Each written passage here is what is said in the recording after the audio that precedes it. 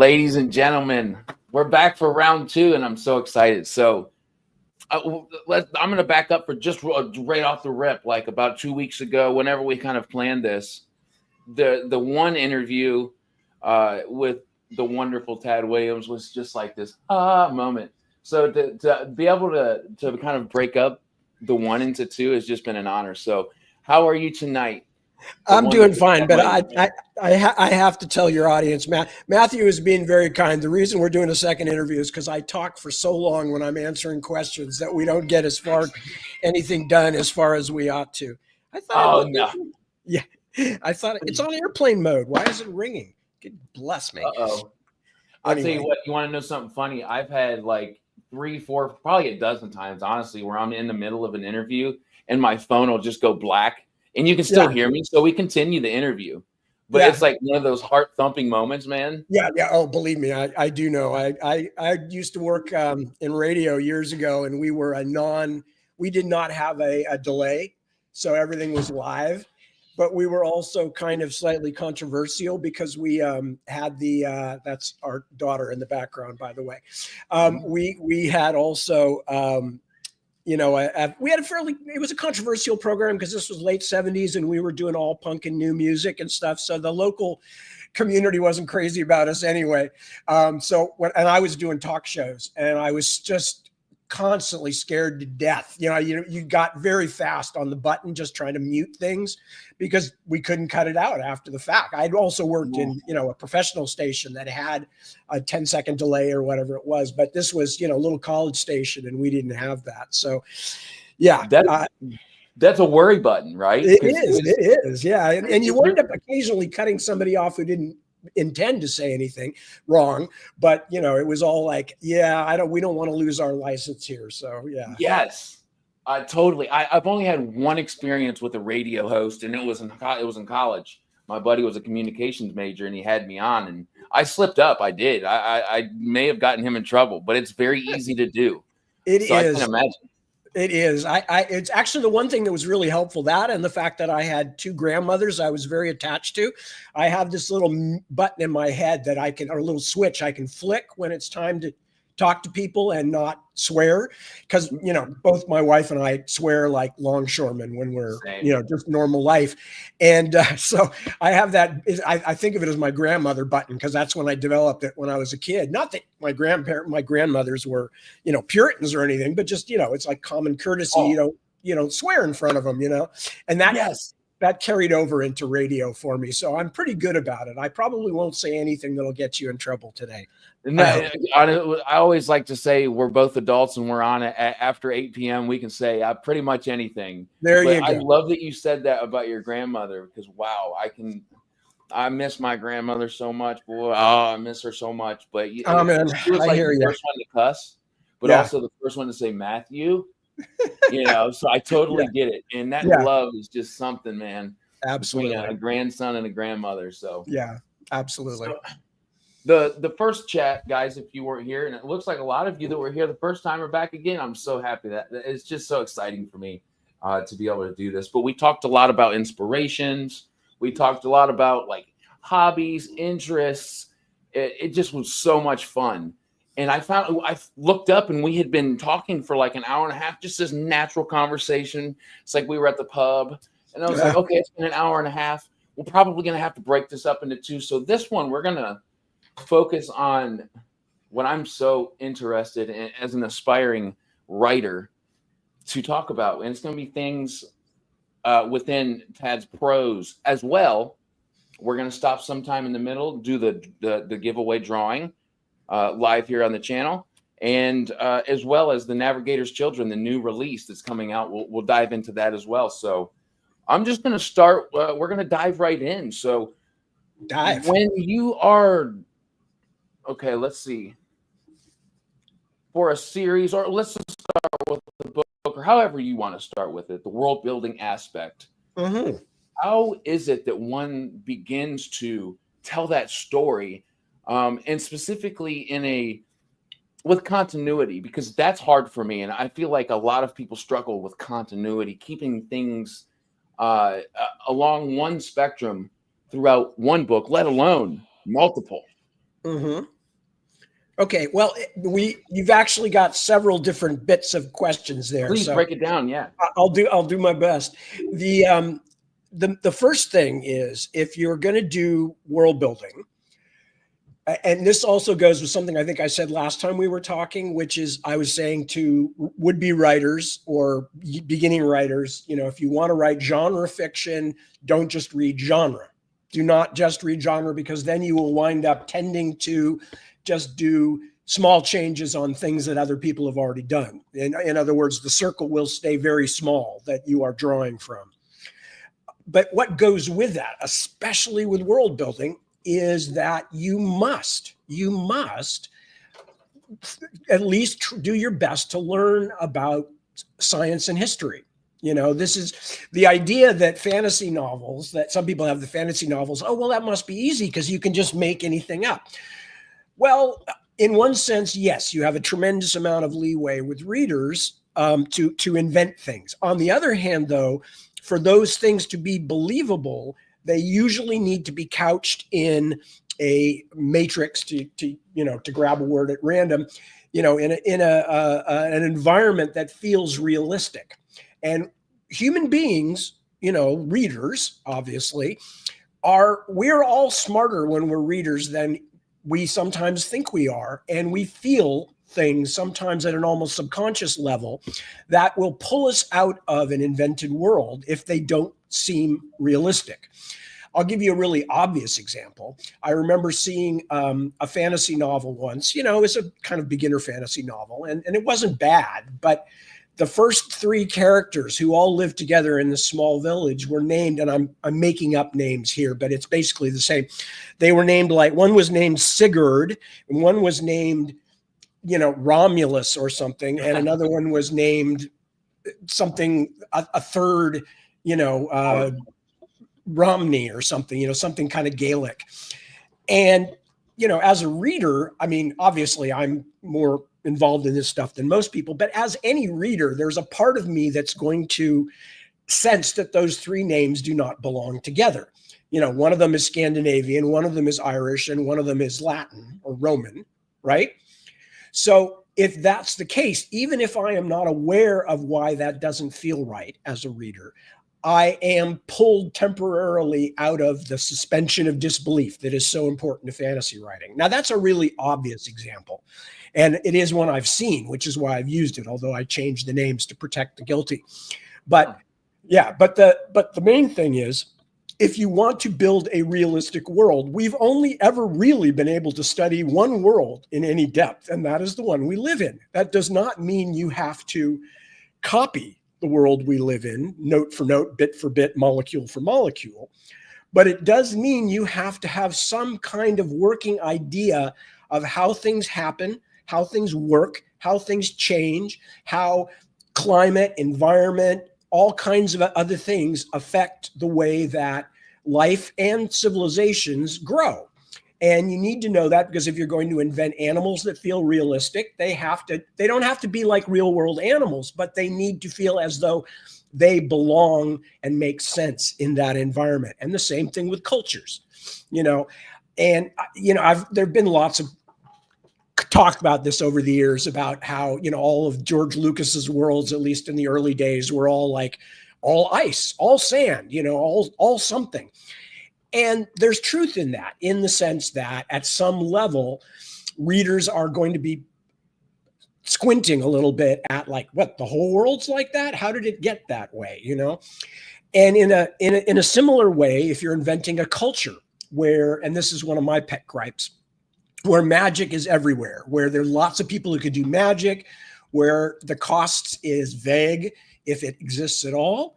Mm-hmm. You cannot make a culture like that and claim it's going to be pseudo-medieval, if that's what you're trying to write, because that kind of unlimited access to energy, especially non-human powered or animal powered energy, is going to completely change it. You're going to have a culture like ours, where, of course, we are using resources that are not infinite, but we can still, as individual members of that culture feel like, oh, I can just go plug something in and it'll work, or I can turn the tap on and water will come out.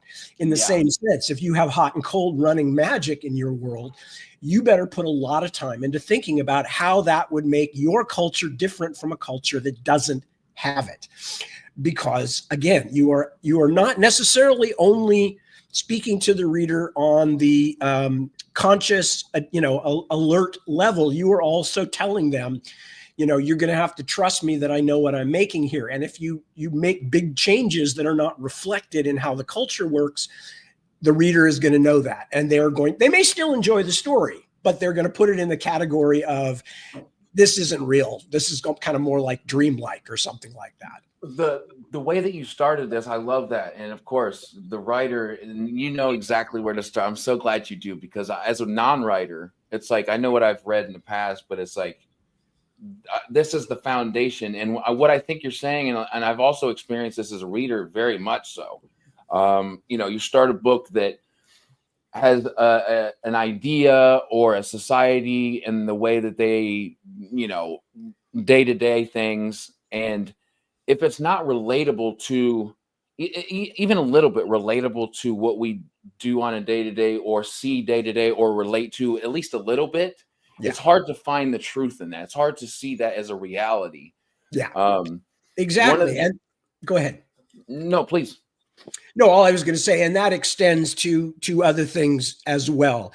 That we all understand that to do things, there is a cost in the physical world, whether that's my personal muscles at work, or whether I've had to tie a donkey to the front of my cart, or whether I am using a steam engine or the aforementioned electricity and running water.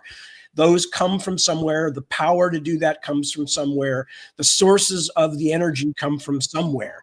And if you're going to make them something else, or if you're going to, try and change things dramatically, you have to be aware that deep down inside, even the most casual reader, unless they're like 7, is going to feel that and say, that feels a little hinky to me.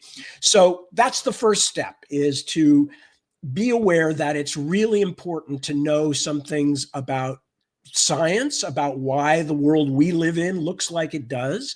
If you're really interested in that stuff, then you can start looking at some of the fascinating things that have happened in the last maybe 10 years with our knowledge of exoplanets and how other kinds of environments. Now, you don't need to know that to write fantasy, but it certainly gives you an idea of how unusual where we live and what we've done with it is in the cosmos that we can see so far. But there's a whole string of other stuff. And if you want to understand enough about cultures to write cultures and cities and civilizations, it behooves you to know a little bit about the stuff that has already been written about and studied at great length in archaeology, in history, in anthropology, and paleobiology and everything. Where do things come from? How did they get to be the way they are? Again, the good thing about being a fantasy writer or a science fiction writer is you can toss out the stuff you don't want. You just have to come up with a reason to explain why it's different. But you don't have to keep it. Who wants fantasy novels that are exactly the same as the world we live in? Those aren't fantasy novels. Sure. Those are just regular fiction. But it's super important. And I know it's daunting for a lot of people, but you don't have to do it all at once. I'm still learning all these things. I am still, after 40 years now, I'm coming up on in the biz, I am still finding things out every day that will then filter back into my work. So you don't have to do it all at once. And that's what one of the fun things is about research, when you can go forward with what you want to tell until you, as a writer, sense like, I'm going to have to explain why this works this way. And then you can apply yourself to that problem and do whatever research you need to do and, make notes and sketches and graphs and maps and all that kind of stuff to help yourself figure it out. You don't have to do it all at once. You don't have to go to college and get 3 or 4 degrees. In fact, I dropped out of Berkeley so fast, I don't think they even remember I was there. So I can relate. Yeah. So, but loving the learning part is a huge bonus, you know, and the more you do it, the chances are the more you will love to learn the research part.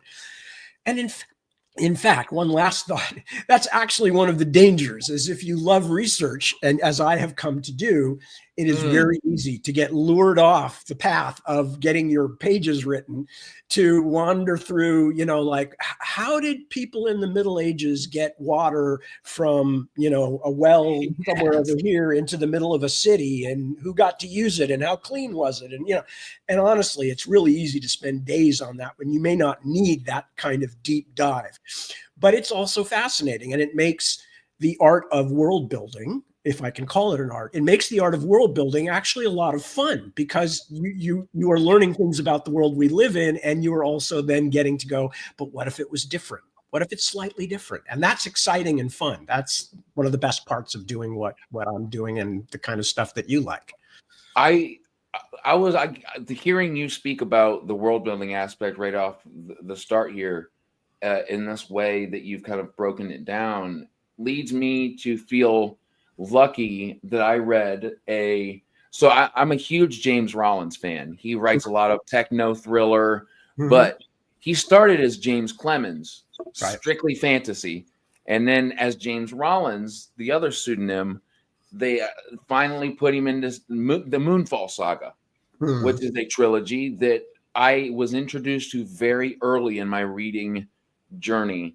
And he is a veterinarian. So what he did, and it just so much backs up what you just said, and the reason I love it, is he took his knowledge of animals, being a veterinarian, his zoology, applying that to create his own anatomy and physiology sketches that were acting as his models.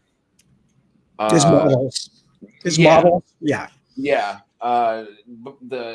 Right before the chapter starts, I can't remember the name of what the heck they call that. But anyway, I could relate the animals that he created to real world animals, their strengths, their weaknesses, which also applied because there's an aspect to the world that they live in. It's called Earth, URTH, and it doesn't spin. It stays on an axis, so it's only one season. Right. You're like, why is it only one season? So if you know that 23 and what is it, 23 and a half, and that we spin is the reason we have seasons. Yeah. That is rooted in real life. So it just completely makes sense where we started today. Yeah. No, absolutely. And again, I for those out there who are starting to write or have written for a while but are not confident about their writing yet, I do want to emphasize that you don't have to do everything ahead of time. You don't have to study for years first before you start writing. But, and what you've said about James Rollins' books is also important, which is if you have an area of knowledge or expertise, or just as important, something that you really love and are fascinated by all means, bring it into your work, because not only will people feel the authority, the readers will feel the authority of you comfortable with what you're talking about, but they will also feel your interest. And one of the, I'm actually online at the moment tonight, and every weekend I do some reading, and I finished reading my own stuff largely because I've been doing it for 4 or 5 years. So I'm now reading a book called Once and Future King by T.H. White, which was big influence on me, and is a wonderful book about the King Arthur saga. And the first book, which we're reading, is The Sword and the Stone, which was made into a Disney movie and was made into the musical Camelot. So people actually know of it, but they may not know the books. But the thing that I love about those books, and which made their way into my work, is T.H. White was fascinated by not just like some of how the world worked, but almost all of it. So this guy, he learned to ride so he could go out hunting with people and see what that was like. He learned to fly a plane at a time when they were all biplanes. They were like little shabby little things made of canvas and wood, mostly, or a little bit of metal. He learned to do all these things because he was fascinated by, like, how did people used to do things, and how do they do them now, that things that I don't know about. So that got to me immediately. And it's because I love those things, I think when I do them in my work, even though some people may go, I don't really need to know about it, if I'm bringing it in with that love of something and saying essentially, not literally, but saying essentially, this is really cool. So here, I'm going to tell you both how things actually work in the real world and how they work in my fantasy world. And I'm going to do it in such a way that it's just going to slide through as part of the book. You're not going to have to know it later unless it's crucial. But, you know, in most cases, it's simply, I want you to feel the depth of this world. I want you to feel that I, as the writer, know what I'm talking about. So you will trust me. And that's a huge factor in fantasy. Trust of the author is a huge factor in fantasy. Oh my gosh. You just did. Yeah. You just preached to, oh man, a couple things for me. And I know if it's for me, it's for a lot of people. If I grow to relate to why there's only one season on this world, I'm like, okay, I'm trusted. We're on the same wavelength. And that trust is so important because there's going to be aspects of the story that you come across at the beginning, middle, maybe even the end. If there's a trilogy, 5 books, you're like, why is this happening? Right. I trust him because so far he's got my back. Yeah. And based on these realities and what we have in common, these interests that we are on the same wavelength with, I'm going to continue. Absolutely. Absolutely. The two things are, first off, you know, find out something about what you're going to write about so that you can write about it convincingly. Second of all, never knowingly cheat the reader by pulling something out of your rear end at the last second and go like, oh, and by the way, you know, he knew a spell for such, you know, it's like, won't feel authentic. No, exactly. It won't feel authentic, but even more than that, it won't just blight that whole thing. But like you said, it will inject, you know, like you were saying, oh, I trust this guy now. I trust him. And even when it gets weird, I will continue to trust him. In the same sense, if you cheat the readers early, you've lost your credibility. You know, they're going to be like, oh, what's he going to come up with next, or she, you know, what are they going to come up with next and ask me to believe without warning me first, or, you know, but then all that stuff is just a matter of doing it and learning it, how to slide those details in, or how to find a reason to set up a location that you're going to need later. And a lot of that stuff is just part of the process that you learn as you go. And as with everything else in life, making mistakes is a big part of it. And the nice thing about books, unless you're writing multi-volume things like I am, which we talked about a little bit last week, unless you're writing multi-volume books, you can fix it. You can fix it before the book's finished. You can go back and go, that didn't work, you know, and just rewrite it. So, you know, never be afraid to try something to see if it'll work out, but also never be afraid to go back and go, well, I screwed that one up. So, oh man, so what I do usually, just to kind of let you guys in and tag you too, like after I'm done with any interview, what I try to do is go back and highlight some points, and I'll do that better with the first one we did and then this one too, of like different chapters and highlighting those moments. But I loved how we started. Again, I know I've said it, but just the foundation, I wouldn't have known where to start as far as just a reader right now. How to relate to, if I'm going to write something, what does a reader expect out of me? Because I don't necessarily expect anything, but I do, like on a certain level. Yeah. And I think it comes back to that trust and having things that are a little bit different, because that's why we love fantasy and sci-fi, but also it has to kind of stem back to what we know or are familiar with, or it's not believable. And we all, you're absolutely right. Sorry. We all have a very strong idea deep down inside of us of what is real, what is normal, what is natural. I'll give you a quick example. You're a married guy. I'm a married guy. We all know that if you are a married person and your spouse, your partner, and you say to them, is everything okay? And they go, it's fine.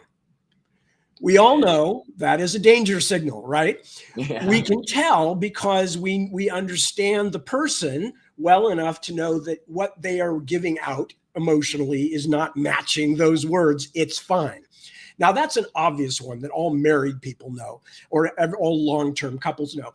But that knowledge of how the real world works goes down right through us, super deep, in the sense that if you walked out the door and the sky is a slightly different color than you would have expected, you notice it. You may just go, oh, it's probably just some weather coming in, but you notice it. If your mic got muted. Can't hear you yet. Maybe unplug it and plug it back in. Oh, I got it. There it is. Yeah. All right. Sorry about that. We're back and kicking. Okay. So, let me move that cursor. It happens. There's a word you don't hear much anymore. Cursor. People hardly ever say that. Anyway, So if you're, walking down the street and you see a neighbor and they wave to you, but it's not the way they normally do, it's a minor thing, right? You may choose not to do anything about it, but you will notice it and you will go, that was slightly out of character. So at some level, we have these incredibly complicated brains, and have for, well over 1 million years.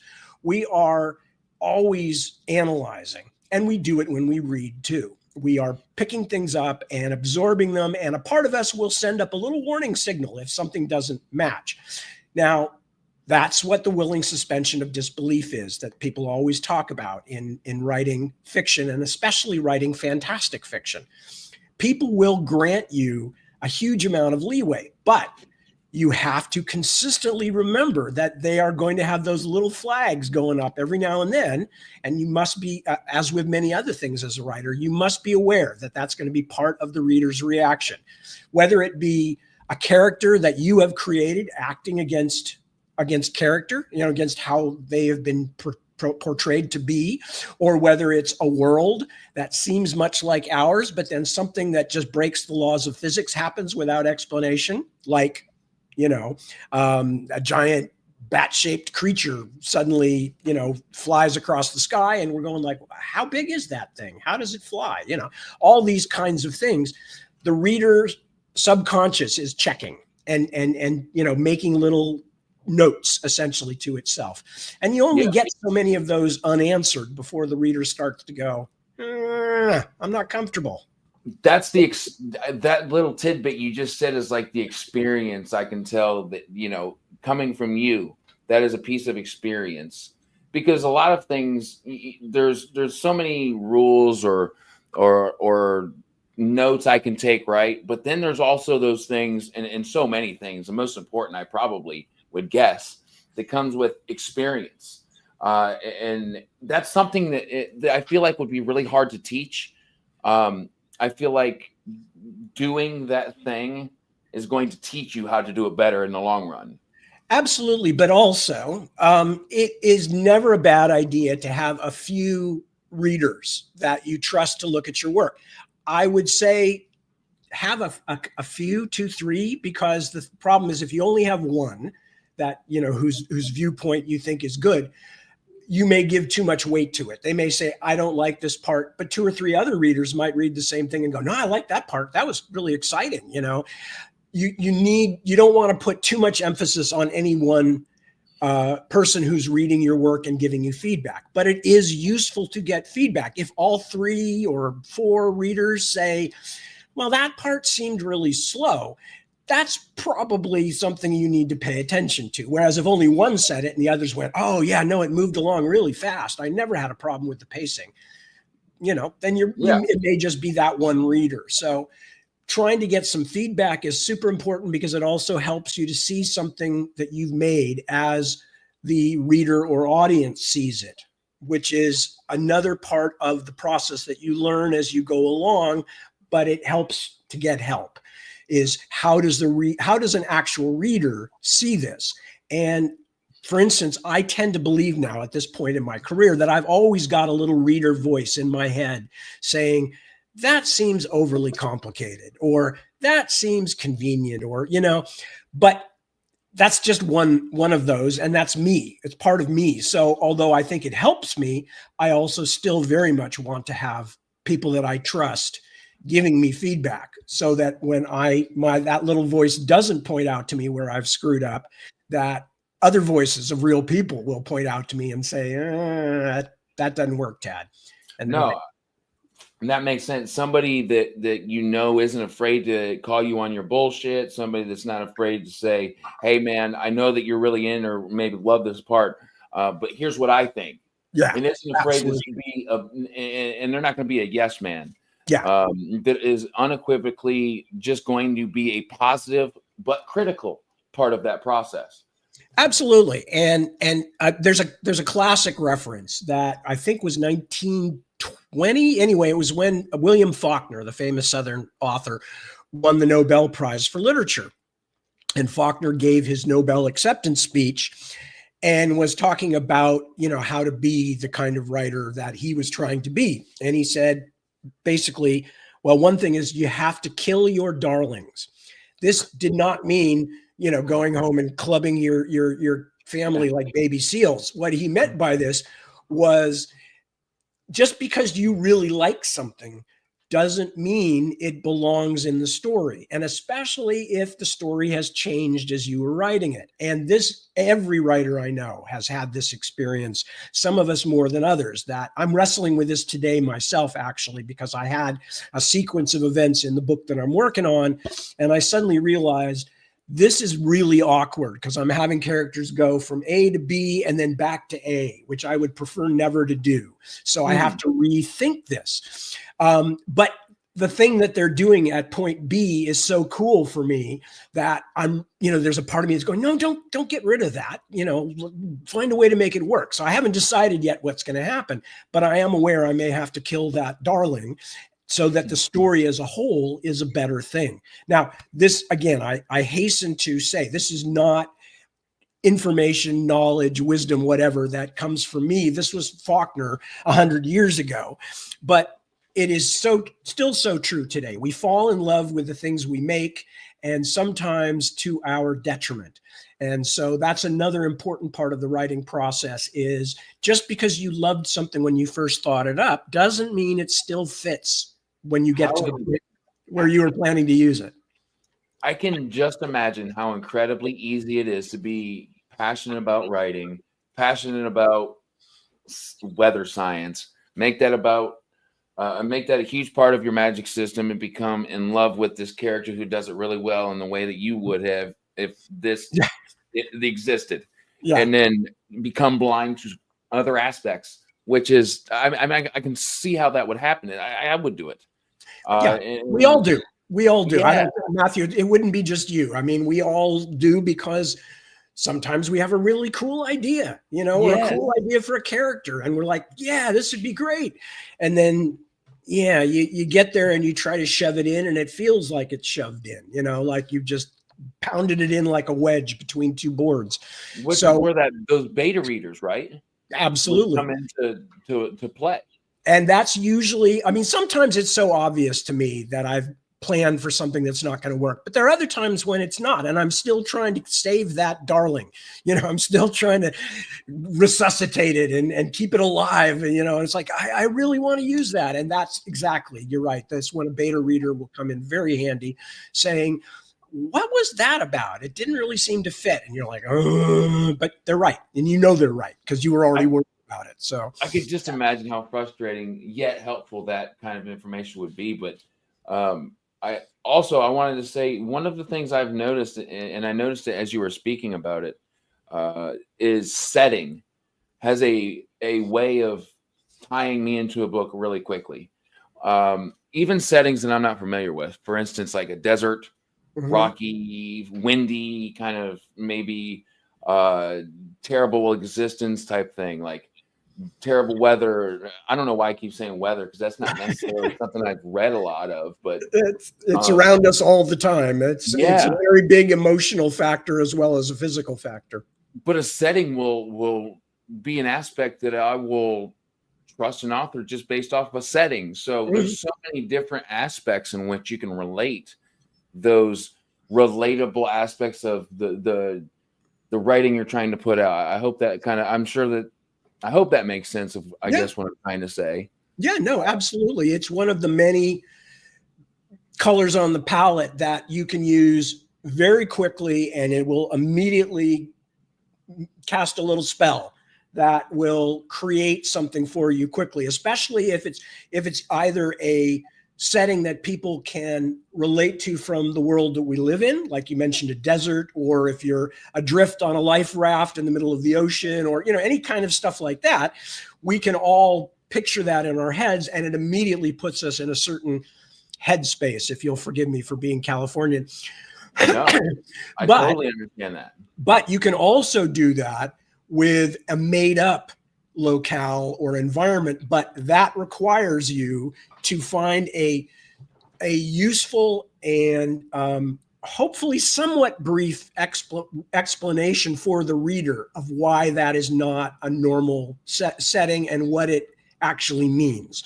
So in other words, if you put your character in a cave, but this cave is prone to suddenly collapse because of XYZ factor, and there are, mysterious carnivorous worms that live in cracks in the wall, whatever it might be, that is also adds to what's going on. So you have to tell the reader, this is not just a normal cave, not literally just say that, but sure. But you have to explain to them anything beyond what their first assumption is going to be. But if you can do that, if you can control the environment quickly, either by explanation or have it be familiar, you right away have the reader feeling comfortable and ready to see what next. And they're thinking for themselves, which is also crucial. If you do all the work, the reader may still enjoy what you're doing, but they are not going to be invested in the same way. Whereas if you give them 75 or 85% of the information and let them fill in the rest, that has value for another reason I'll get to later, but it also has the value of investing them in the story, because they're thinking along with you and going, is it this kind of a thing or is it that kind of thing? And what difference would be between those two things? Because it could be either, right? And the reader is then, as I put it, they are leaning forward. They are doing their best to be with you and see where you go. So that's always useful. You just gave me such an upgrade of a way to explain that, is leaning forward. I love that, by the way. I thank you. I think I said last week that I tend to end my chapters in such a way, because I've got multiple character lines going and multiple plots, that I like to always make it feel as though the reader is falling downstairs, right? So you get to the end of the chapter and you're like, whoa, it just stopped. And then hopefully, while they're pissed off at you because you didn't finish explaining what was happening there, you give them the thing you pissed them off with a little earlier and go on with that. So they're going, oh, well, at least it's this. Now I'll find out what that was. Two chapters. If you can invoke some anger out of me, look, you're going to have me from word one. Absolutely. Emotion is investment. Whether you're pissed off or you're loving it, either way, emotion is investment. The very worst thing is for someone to be standing way back from whatever art it is, going, I'd rather have somebody go, I hate this. I hate it, because they're reacting, and who knows, they may come back so they can read something else of mine and like it better than the thing that they're not liking at the moment. Whereas if they're just like, I can take it or leave it, chances are you're never going to see that reader again. There is a review that I got from a buddy at the beginning of this channel, man, and his negative review inspired me to read that book so much. It was so funny because it's one of my favorite books I've read in a very long time. Right? But yeah, it's like that. Should I stop this because this is pissing me off? But I can't stop it because now I need to know this. Right. Right.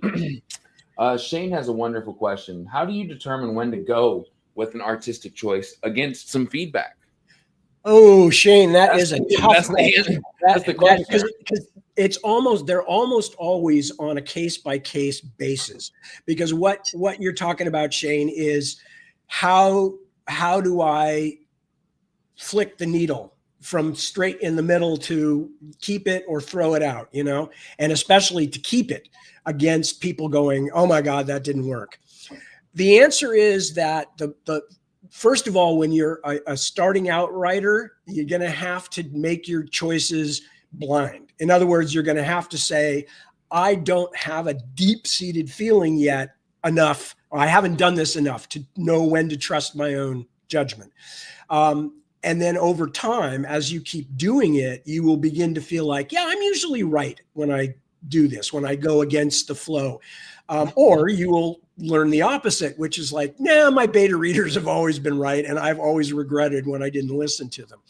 But basically what's going on is that it's important to remember, as the writer or as the creator of any piece of art, you are the best authority on that. You know best of all what was intended, what you wanted that disputed section to do in the story or for the character or whatever.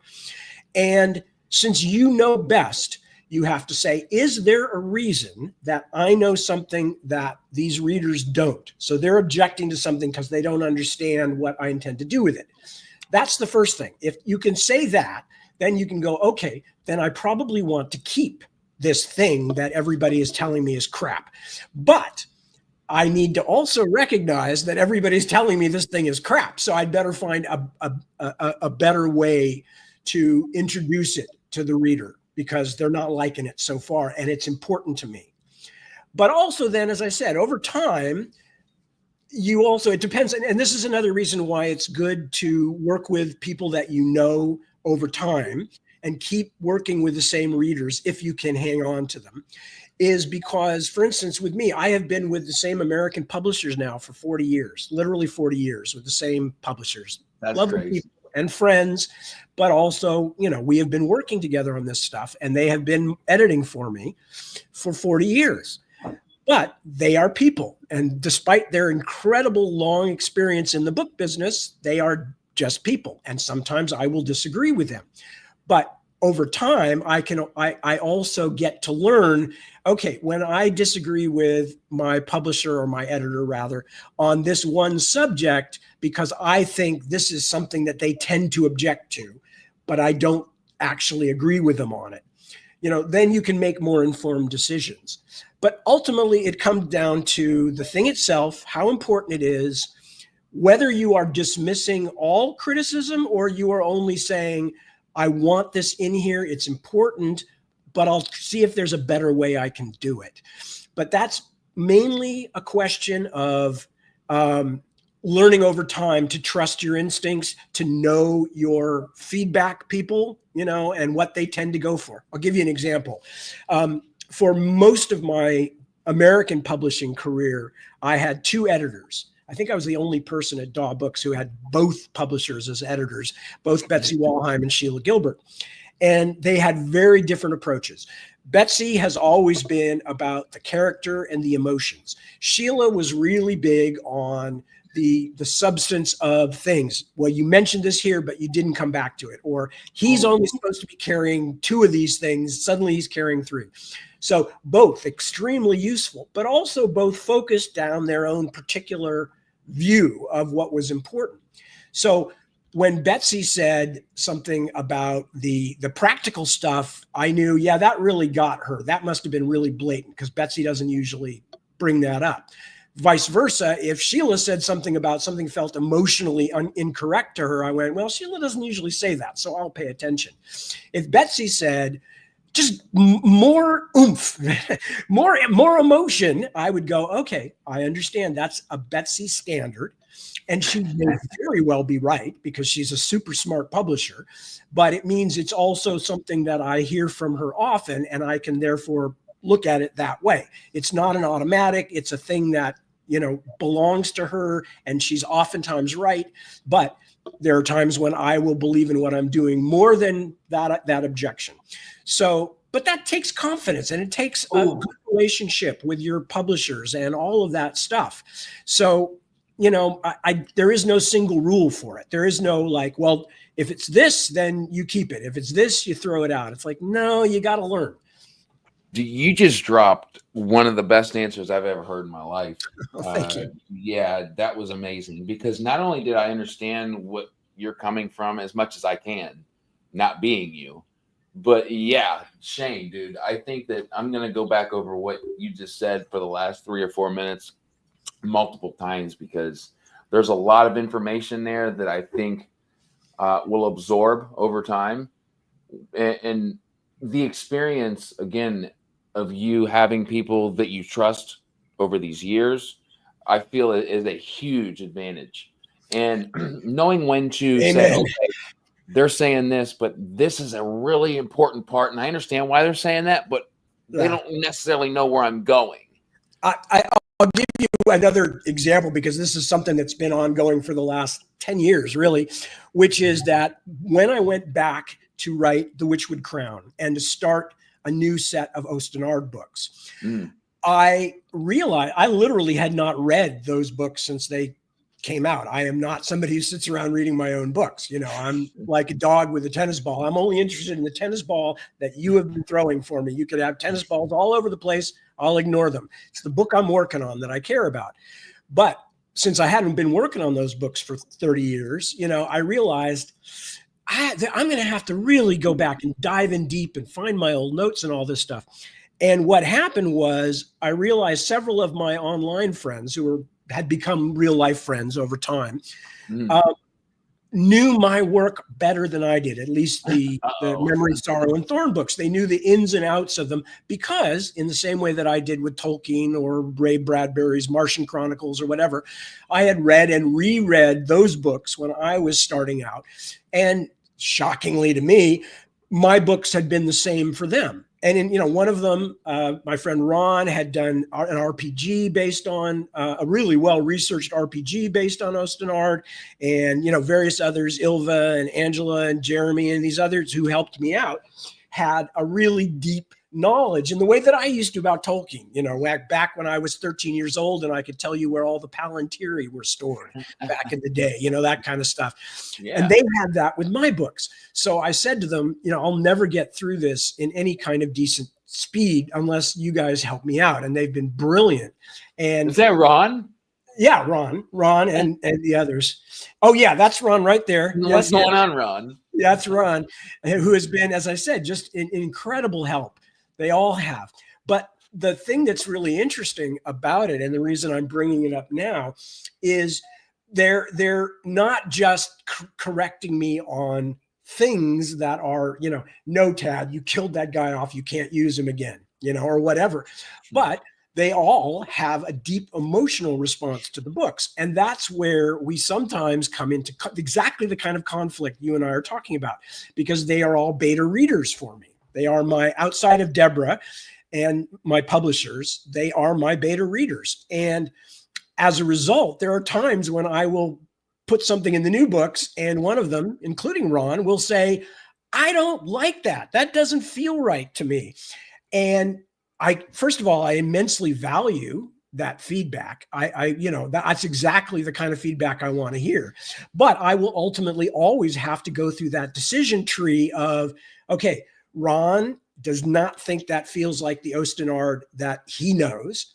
I'll get a little more feedback from some others, but ultimately it's down to me. And I will have to decide based on what I think is the most important priority, what will happen. So there have been times I know when Ron and some of the others have been very grumpy with me for changing things that they felt were written in stone, or were like, not so much things that as they were written, but things that were implied or that they felt were implied.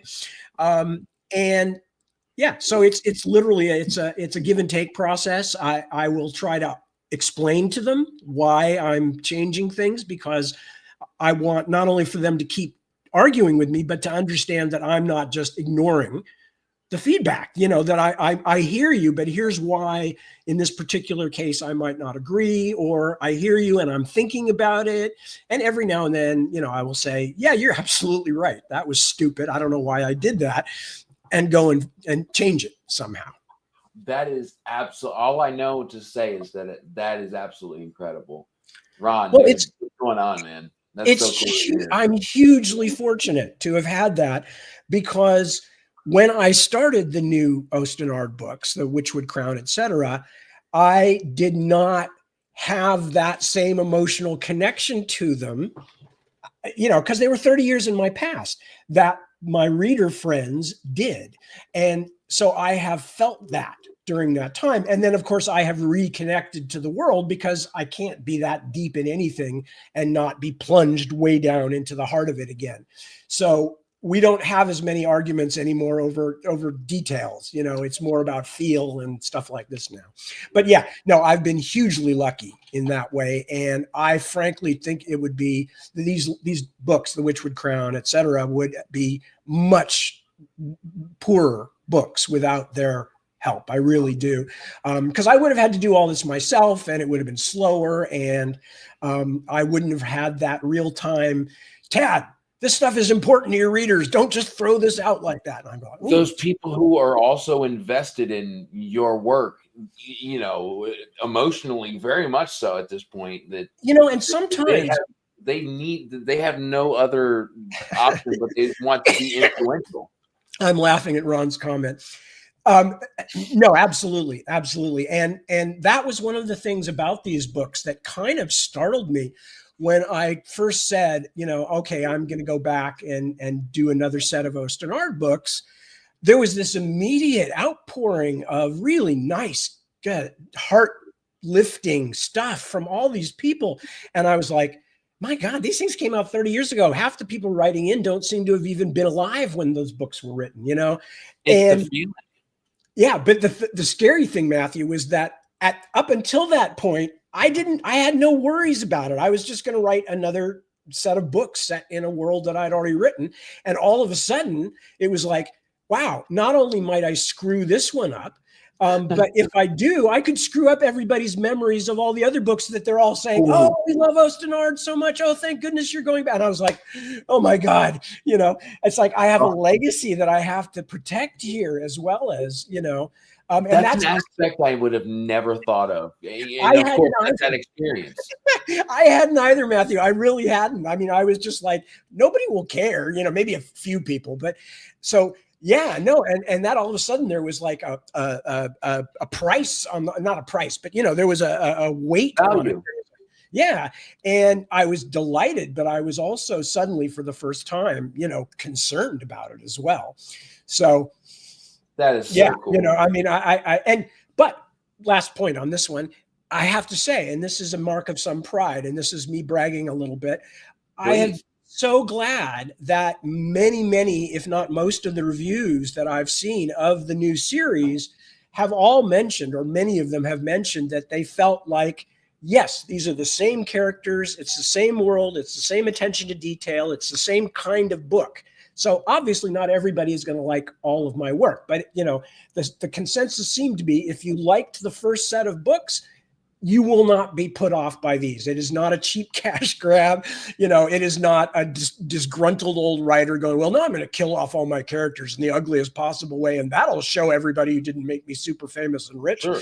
You know, it's like, whoops. You know, it's so that's been really satisfying. But again, I hasten to say a lot of that is because I've had the help of a bunch of people.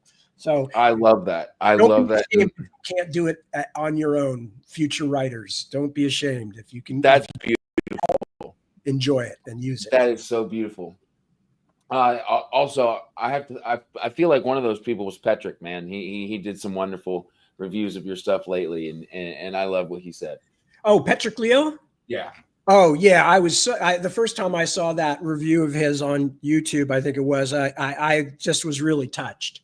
And he knows what it is, man. He knows fantasy. He does. He's a really good reviewer, but also it's only when you get reviews like that, or the opposite, that you realize, because I've always thought of myself as being not as invested in people loving my work or even liking my work as some writers. And that may be true, but it's only when you get a review where somebody either says, basically, you're human garbage, you should be dragged out to the curb and left for the recycling people, or as Patrick did, and as the kind things that you've said, you know, when people say, oh, I love this, it touched me, exactly what I was looking for.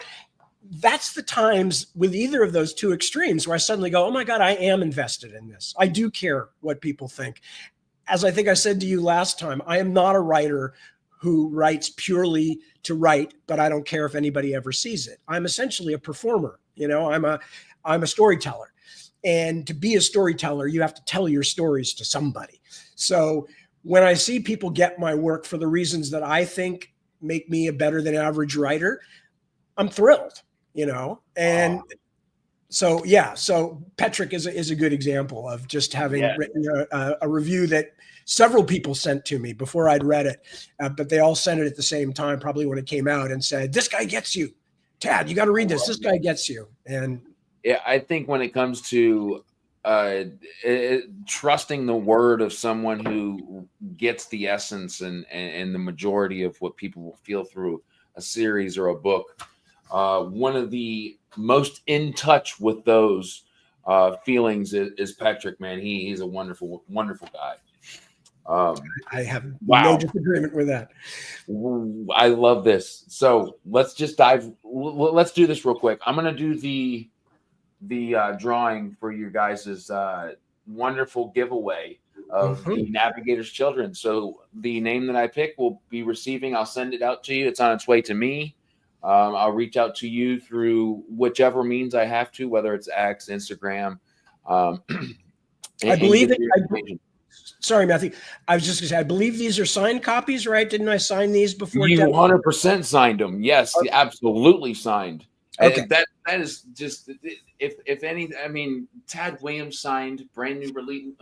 Just amazing. I'm so excited. I'm not sure about that. I tend to think they're probably worth more if I don't sign them at this point. But oh no. But I did just want to mention that in case there are people out there who would particularly like to have a signed book. Well, there will be other ways of getting them, but this one's free. That it's absolutely signed. I put that on every social that I posted this on, and they all know that. So here we go. Let me throw up this. Here we go. I'm getting better at this. We're sharing the screen. Here. All right, spin here. Is it spinning? Oh my God. You got a spinner and everything.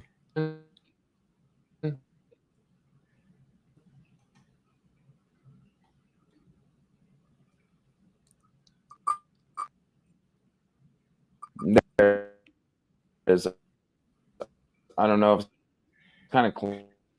It seems to be using a lot of your bandwidth because it's going very slow and it's taking your mic.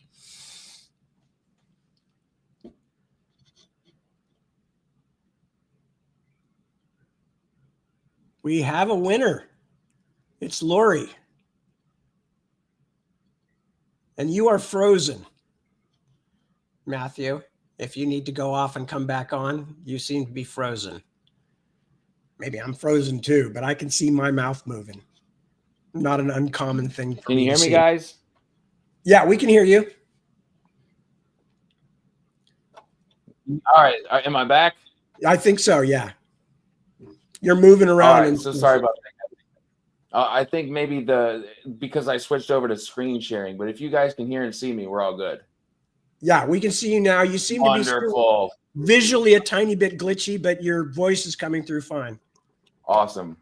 That one of the wonderful things about doing a live stream. So Laurie, if you're here, wonderful. Say that you're here. If not, I will reach out to you right after this and get all your information because you are the lucky winner of a signed The Navigators Children. So excited for you. So the absolutely more than I could have ever expected or asked for about world building. But we're going to dive into this next because I'm very excited about particularly where I struggle. And I know a lot of people that I've reached out to struggle. And that's kind of how I came up with some of the things I wanted to talk to you about. And characters, whether they're main characters or secondary characters, how are they? How do I ask this as somebody who doesn't write books? How do you keep a character evolving and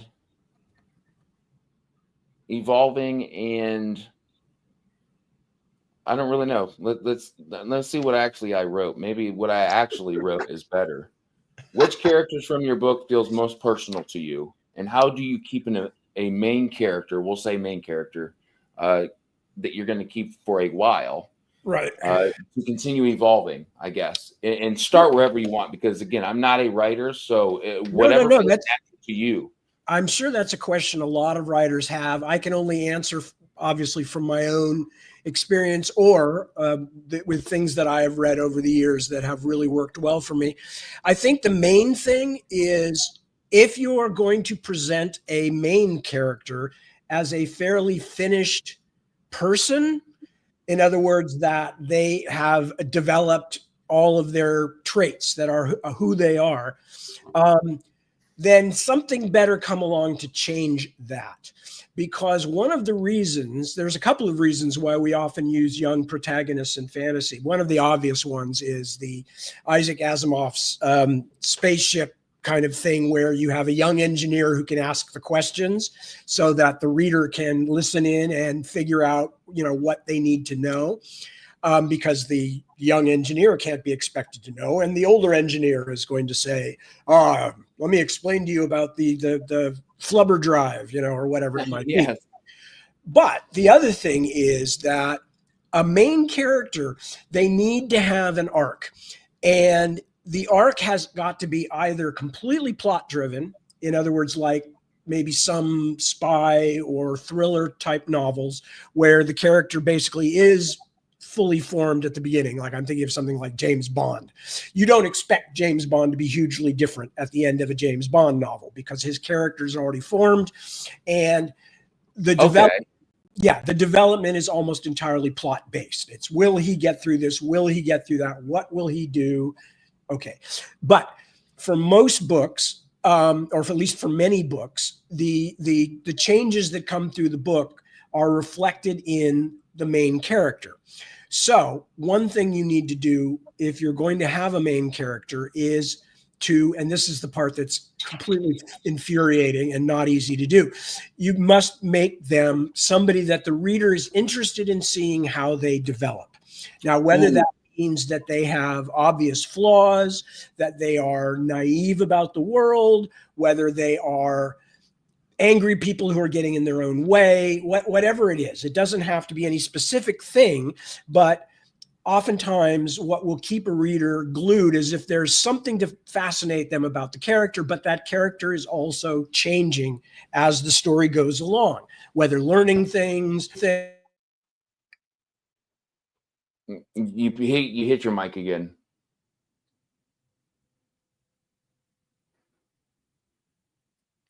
Sorry about that. There it is. No, all good. All good. Yeah, no, it's for some reason it's the button on this thing. Okay. By the way, real quick, since the way that you have been answering these questions gives somebody like me who hasn't been reading for 30 years of so much insight. So I just want to thank you for bearing with maybe my answers that are pretty vague, and taking them for what you think they are, because it's perfect. You're very kind. This is what we do, whether it be in broadcasting or in writing, is we take whatever we can and then we bend it into whatever we want it to be. I love it. You're doing wonderful because it is speaking to me very, very much so.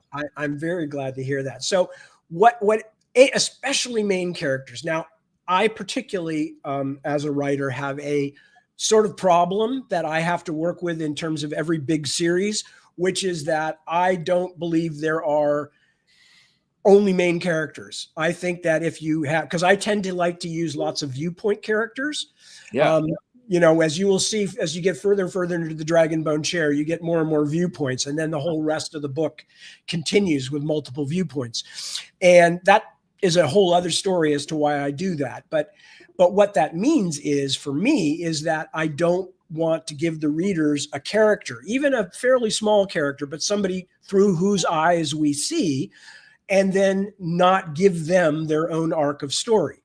So one of the reasons my books are so effing long is because I have all these minor characters who all have to have their own arc. They don't all have to save the world. They don't all have to die. They don't all have to do anything, but they do. I think the reader wants to know what happened to those characters while the big events of the story were going on. So when you're making characters, whether they are main characters or small characters, my bit of shorthand is everybody is the hero of his or her own story. Ooh, and yeah. What I mean by that is pretty obvious, which is that as soon as you start thinking of a character as being just a spirit carrier or a door opener or a, person who stands around just so they can say, but what about the such and such, and then change the conversation. But people in real life don't think of themselves that way. When they're intersecting with other people's lives, they're not thinking, most of the time, they're not thinking, I'm just a minor character here. I don't really have anything to do. So if you want the reader to be interested in that person or people, because you're going to do lots of them, you need to see that first off and think of them as they think of themselves. What is the world they live in? And I don't mean like literally the physical world, although that's important too, but what is the psychological and social world that they live in? And how do you quickly get that across to the reader so that they can start to think for themselves about the character? Oh, they're one of these kind of people. Oh, that's interesting. I wonder if that means this or that. Or, they'll probably do this because, every character I've seen like that in other books always does that. You invest the reader, but it also gives you the chance to surprise them. So, but you can't surprise a reader if you have a character who's completely a walk-on and never does anything in the story except stand around in the background. That character can't come on at the end and stab somebody without the reader feeling like, why? Where did that come from? He has not earned this moment. Exactly. Right? Exactly. I love that. No. So that's the first thing about writing characters, is to think yourself into them as a writer, but also as a person. Think yourself into that character. Try as much as you can to grasp what the world feels like to them, and then do your best to convey that to the reader. So the reader immediately begins to feel like, okay, I am at least in part inside this person. That will make me more likely to care about them. Then it's up to you as a writer to find ways to make people care. Now, there's the really obvious stuff, like what in the film business in Hollywood they call the save the cat moment, which you may have heard of if you've ever read any interviews about script writing. I have not. Well, it's exactly what it sounds like. It's like end of Act 1 or somewhere in Act 1, the hero, quote unquote, the hero has to save the cat. And therefore, despite the fact that your hero is a hard talking, hard drinking, blah, blah, blah, who doesn't give a damn about anybody, but he has a heart. Now, yes. That's an extremely obvious example. It's like literally saving an animal or having pets, or, like Rocky Balboa with his turtles or whatever. That's a pretty obvious way of dealing with that.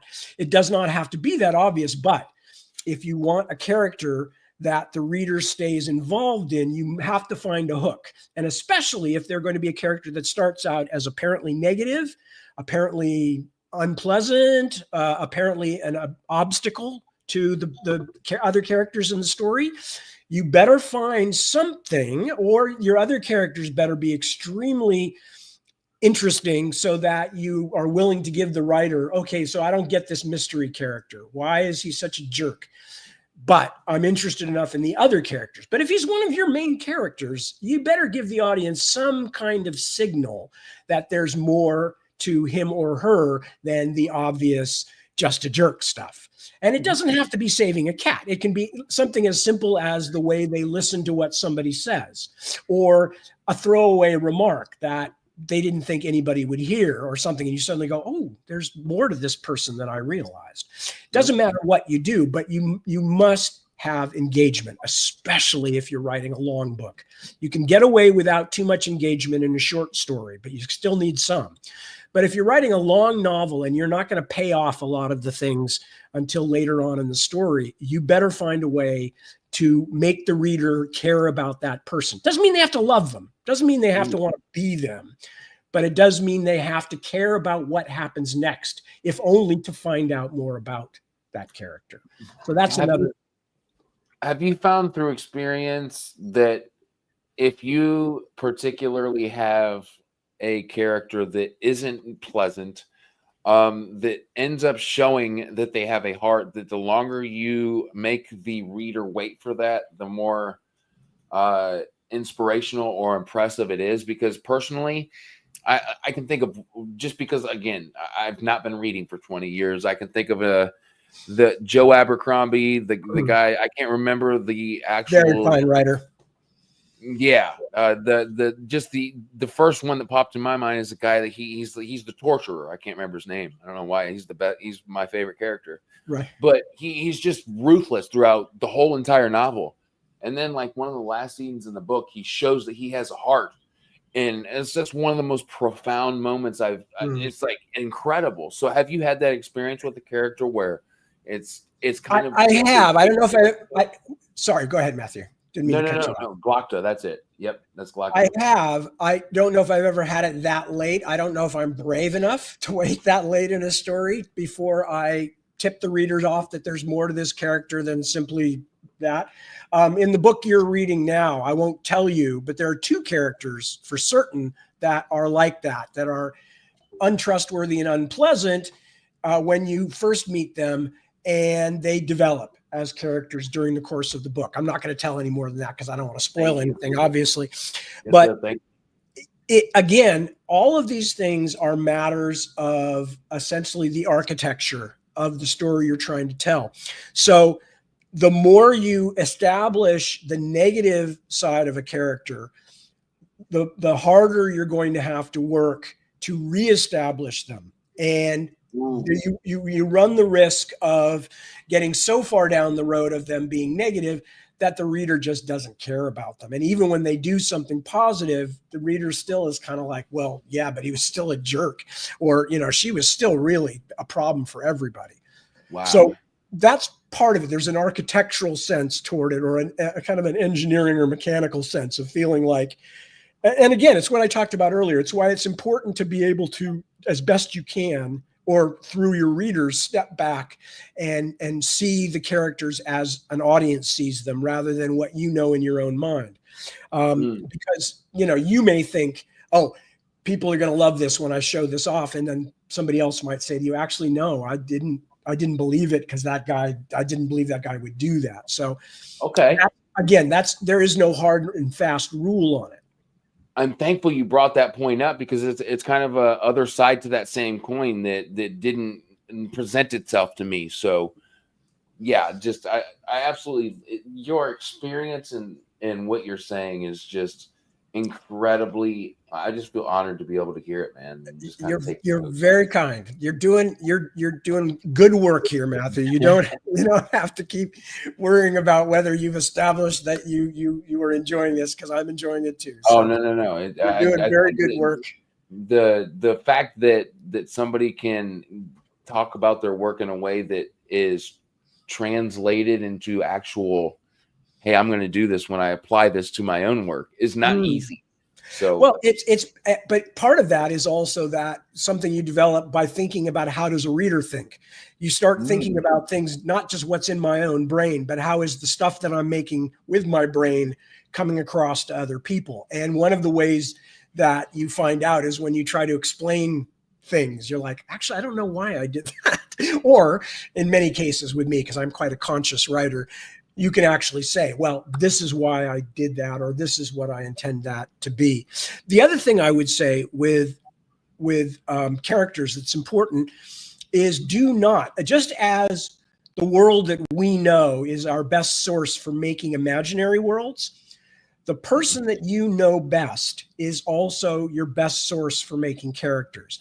That does not mean you should make every character just like yourself, but it means that when you are thinking about how a character might react to something, you try to find something that is equivalent to something that might happen to you, or that somebody might say to you, or, a loss or a terror that might suddenly happen to you.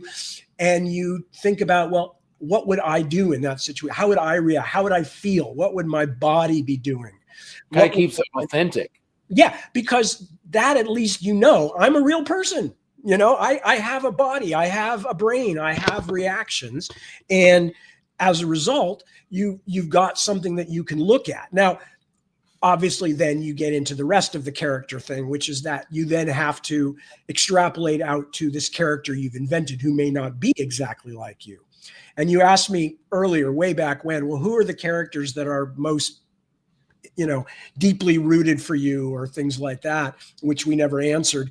And I can tell you there's a character in the book you're reading now who very much has a lot of me in him. And it's not Simon. Simon is really more based on my experience of watching my younger brothers grow up, because I'm the oldest and they're 6 and 10 years behind me.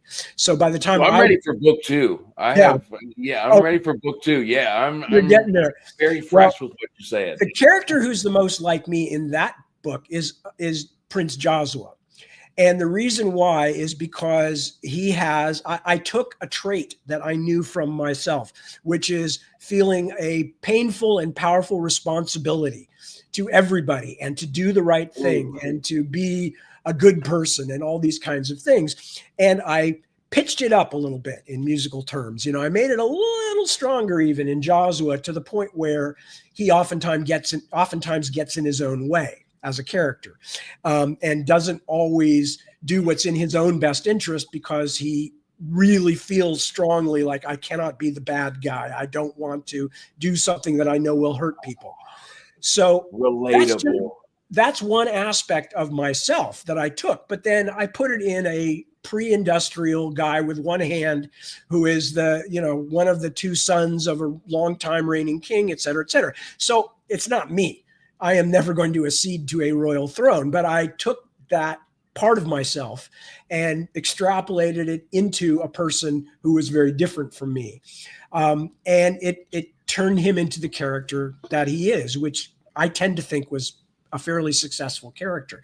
I've done that in a couple of others as well, but by and large, those characters are the most like me, but they're not my favorites. My favorites are usually the ones that are funny, that I think are funny, the ones that break up the gloom and doom. Yeah, the monotony, right? Yeah, and give the reader a sense of like, oh, thank God, this is so depressing, and everybody just got killed over here, and over here they're being chased by monsters and blah, blah, blah. And then like you get one amusing bit and you feel like, oh, maybe life is worth living, and this book I can continue with. So those moments were very influential for me, because it's like I noticed those moments. Yeah. And I was like, am I the only person? I hope I'm not, because obviously I'm not. But you think at the moment, it's like I trusted him being you. Yeah. And it's come to fruition.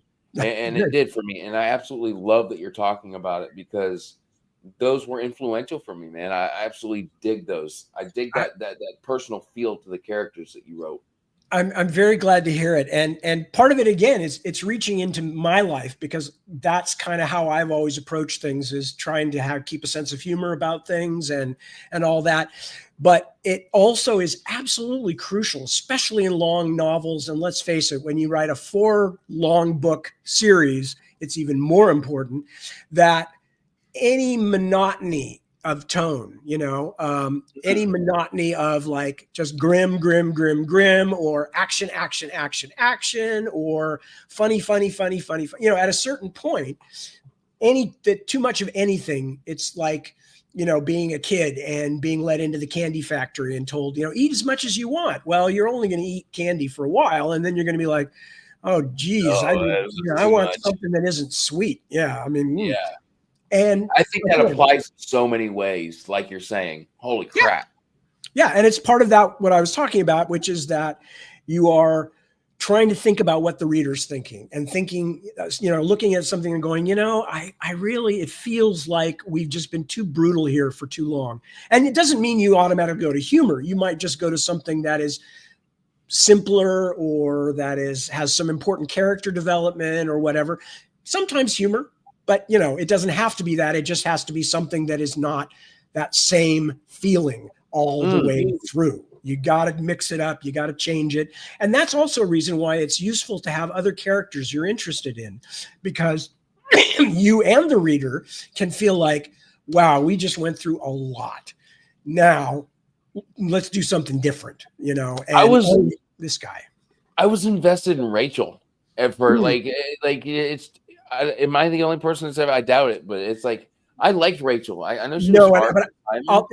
After you finish the series, we should talk about some of these things and do a spoiler interview, because Rachel wound up being very important to me, and that was actually one of my lessons, because The Dragonbone Chair was only the 2nd book I ever wrote, and I was learning the whole time, you know, kind of figuring things out or trying to.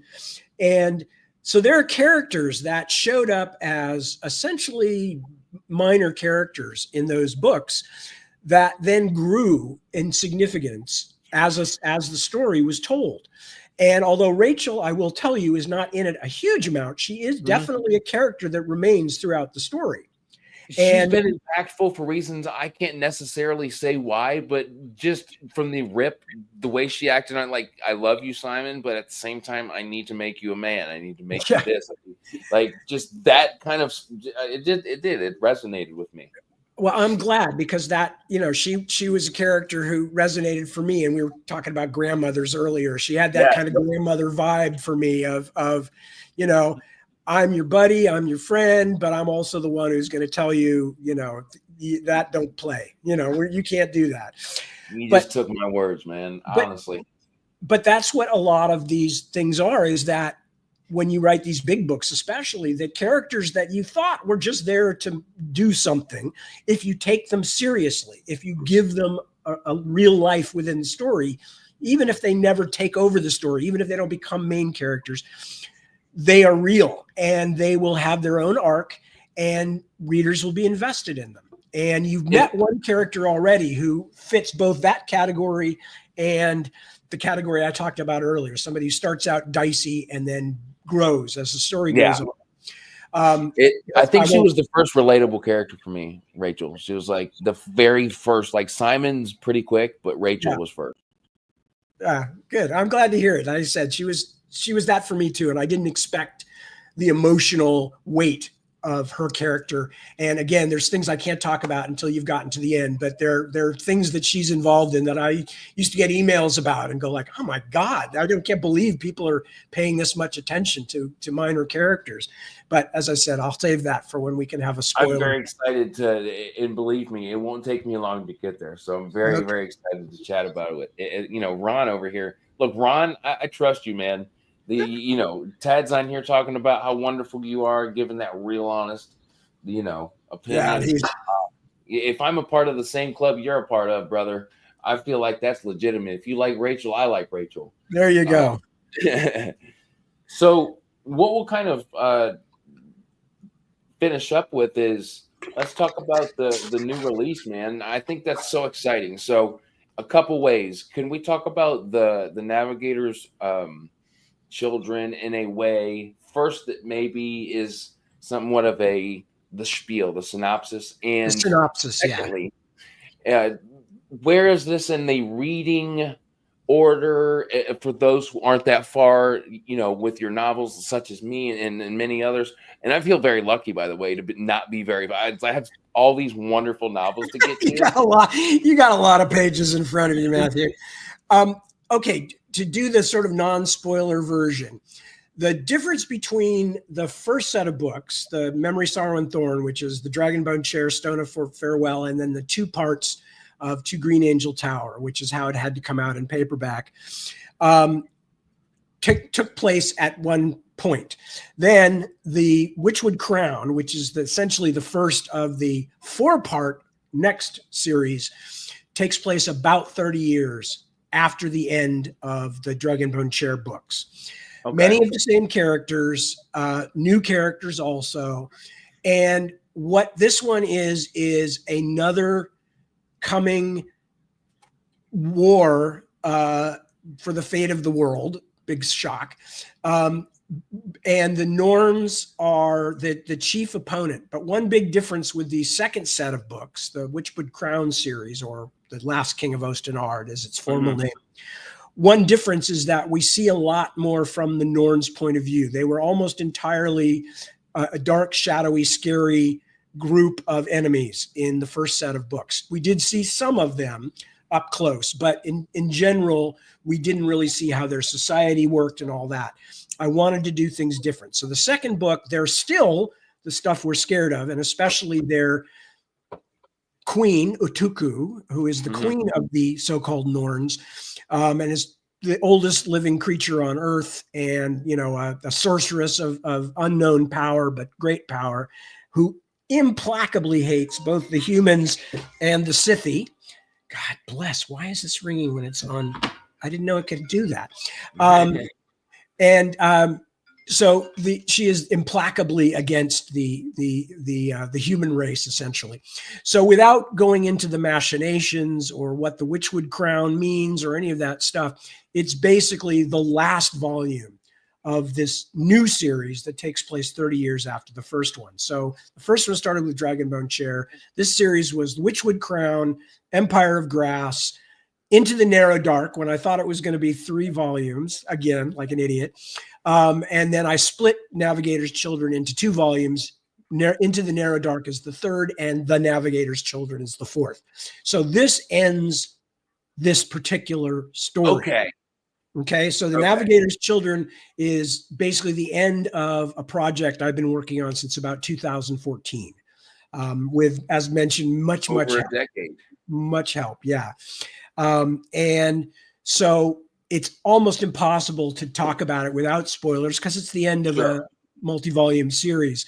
But I promise that anybody who gets to that point will not feel like, oh, we got shuffled through the last volume. No, there's a ton of stuff that happens and a ton of changes, and I hope a ton of surprises and unexpected stuff too.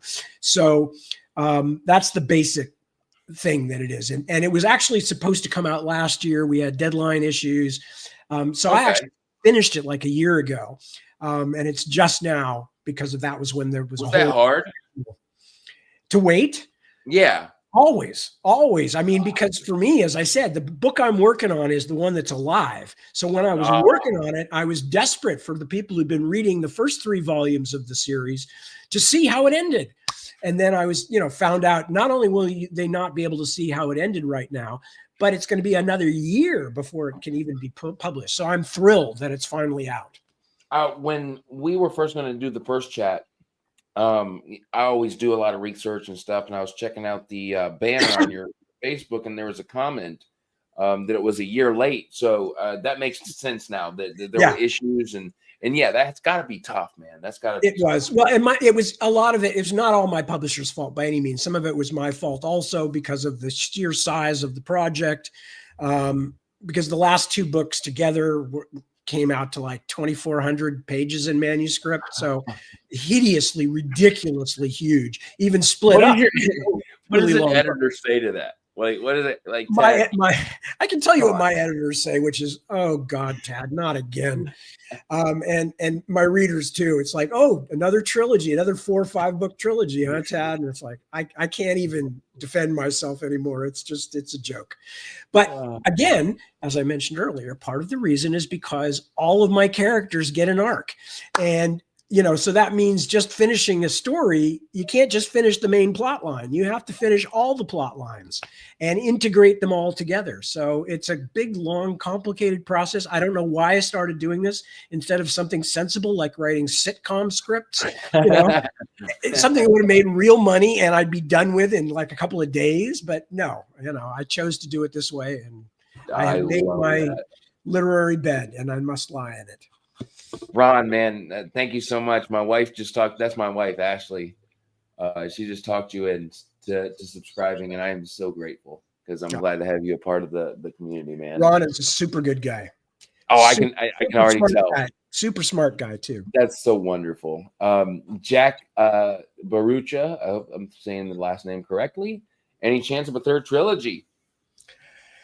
Well, first off, I am working on another book right now that's set in Osten Ard, but about 200 years earlier.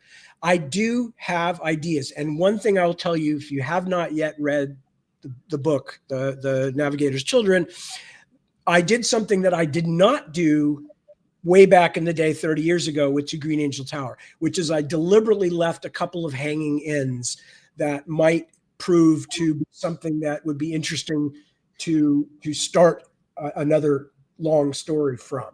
I'm old as dirt now, so I don't want to promise anything that I might not be able to deliver, especially when the last one just took me 10 years. But I feel like I've got another 20, 25 years of writing. You do, Ted. I was going to say, you ain't old as dirt, brother. Thank you. You should talk to my doctors. But No, but seriously, yes. So I don't know, but it is a possibility, because one of the things I discovered writing this last series was that I do still have Osten Ard stories to tell that I'm interested in. And that was the main thing. I put it off for years because I was afraid I might just be opening a new franchise of something that, people already knew. And I don't like that when other people do it. But then I got into the story and I went, oh no, I'm invested here. I care about this and I want to do this. So I could see it happening again. I do have other things I'd like to write too, but I could see it happening again. And I certainly will never again say never.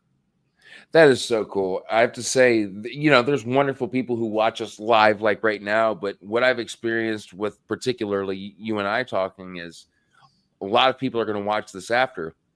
And that's so cool for a few reasons, because there's going to be those influential comments that I didn't expect, because, just kind of being in the spot where I am with your work. But either way, it's very, very cool. And it's something to look forward to. And I get it. I get why people are Becky Willems. The extra year almost killed Becky. I know. Becky was there waiting. I am very lucky. I have never been like one of the biggest best-selling writers of this type, but my readers have been incredibly loyal, and they seem to get something out of my work that they want to keep getting, and thank God for that. I mean, because otherwise I'd have to go back and work a normal job again, and I am totally not capable of that anymore if I ever was in the first place. And I did a lot of them, didn't like it. But, so that, and that's I don't have control over it, but I have more control over that than I do over how many books I sell or whatever. If I can convince the readers that they're going to get something that they will care about the way that I care about, and vice versa, that I will care about the way they care about, then at least I seem to hang on to those readers, and they follow me and stay with me. And as I said, I'm so grateful for that. Becky, look, me and you are like this right now. I love when a book gets longer. That just means there's more character, world building. That just means that we're evolving. Look, that experience is just being taken a little bit longer, or a lot of it longer. Well, either way. If that's the case, then as the Christian Bale Batman said in the Dark Knight, oh, you're gonna love me. Hell yeah. And that is why I know that Tad Williams, that name is someone that I've heard, since becoming part of Book Talk and a part of this influential, and been someone who has been influential in epic fantasy. But for me, it didn't become something personal until I decided to pick up your work, like a lot of people. I'm glad you did. And since then, it's just become something fantastic, something I find so much love in. And I can see that from Becky's comments, from Ron's comments, from Deb's comments. Yeah. And I'm right there with them. And I cannot describe the feeling that I get. So I totally get it. That's all we can, better. That's all we can hope for as writers, is to, especially the kind like me, storytellers, who like to tell stories to people. That's all we can hope for, is that we make a connection. That's such, and for someone, guys, if for somebody to write books for that reason, think about what kind of person that takes. That takes somebody that's empathetic, somebody that cares about people, that cares about their work, that cares about the work that they deliver to you and what you think about it, and puts thought into that. You're killing me with all this nice stuff. Money.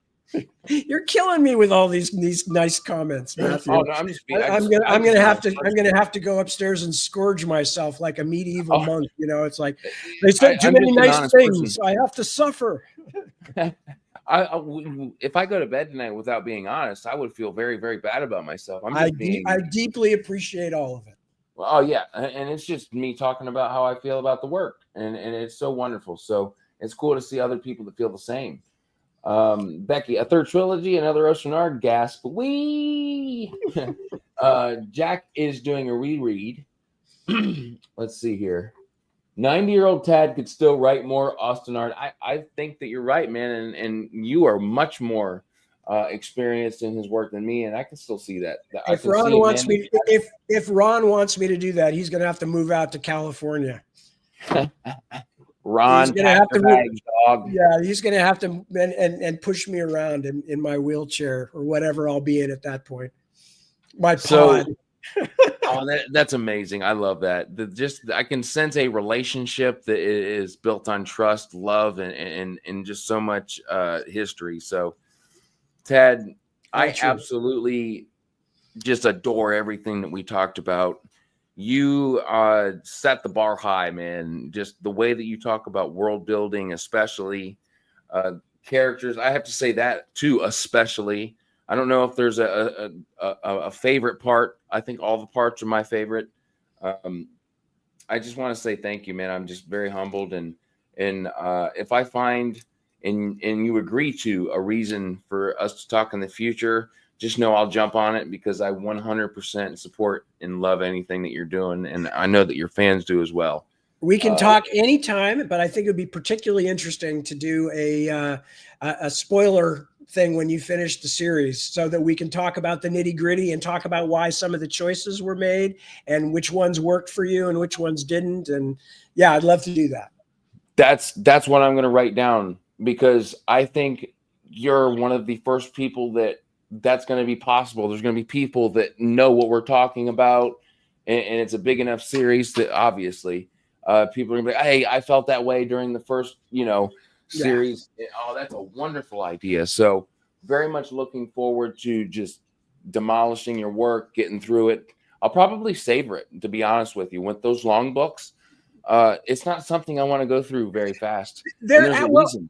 Last thing I'll say, and a lot of my readers know this already, I sort of semi-write these books to be reread also. There's a lot of detail that you don't always notice in the first time through because you don't know what it means. And then when you finish the entire story, if you go back and pick it up at random and read a few bits, here and there, you'll go, oh, that's what that was. I mean, I hope that, but that apparently readers have told me that, and that certainly was my aim. So anyway, I've talked enough.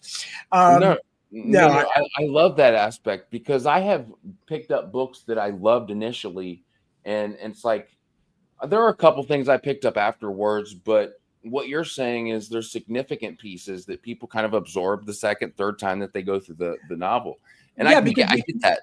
Yeah, you've got to know the context, and then when you know the context and see it again, you suddenly realize that's what was going on behind the scenes. Or at least that's my plan when I'm doing them. So yeah, because if you know something, something's coming. Now that the narrator, if you're listening, and the reason I say narrator is because, well, I've listened to the audio and read, but Senna, she's an audio girl.